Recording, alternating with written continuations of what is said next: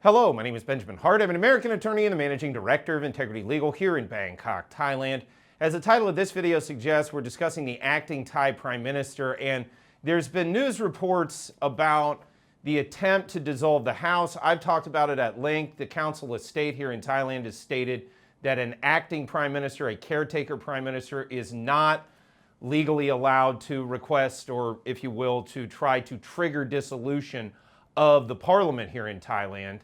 And that seemed to have been disregarded, and then there have been intervening events that have happened since then. Now, for those who are interested in that, I'm going to quote one article here, especially from the Bangkok Post. I urge you to go to the Bangkok Post to learn about all of those developments for yourselves. It's a good article, and for the most part, tip of the hat to the Bangkok Post. I think they do a good job in covering local Thai politics, especially what's going on here in Bangkok. So for the most part, I try not to be, I don't want to be critical, but in situations where I see that there is room for critique, I do want to throw I want to throw in my 2 cents, because as I've stated in prior videos, especially the past 2 weeks, there's been a lot of spin going on, and what I don't like it is where I see what looks to me like the media kind of having their own bias sort of starting to tilt, or maybe attempting, whatever you want to call it, possibly affecting the narrative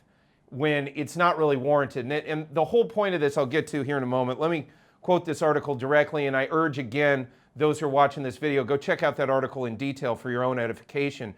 Bangkok Post, bangkokpost.com. Article is titled, House to Vote for New Thai PM on Friday. As we've discussed in other videos, it appears that Mr. Anutin Chanvirakul has secured the votes from the People's Party in order to set up a new coalition government. We will see the finality of that apparently on Friday, Bangkok time. That being said, quoting directly, the House of Representatives will hold a vote for a new Prime Minister on Friday, House Speaker Wan Muhammad Nurmata announced on Wednesday night. The announcement came after the Privy Council reportedly returned a draft royal decree to dissolve the House submitted by caretaker Prime Minister Phumtham Wechayachai, citing procedural and legal concerns according to sources at Government House. Mr. Phumtham submitted the dissolution decree on Tuesday in his capacity as caretaker Prime Minister. The move was intended to resolve the political deadlock following the Constitutional Court's removal of Prime Minister Paetongtarn Shinawatra from office last week. And that's where my critique in all this comes down to, is just saying that the move was intended. How does the Post know that? And beyond even that, I think reasonable people could infer that there were possible political desires underneath that decision to try to trigger a dissolution. And that's been kind of my thing, is I don't like to see the spin getting too far out of control, if you will, with regard to how this has been covered.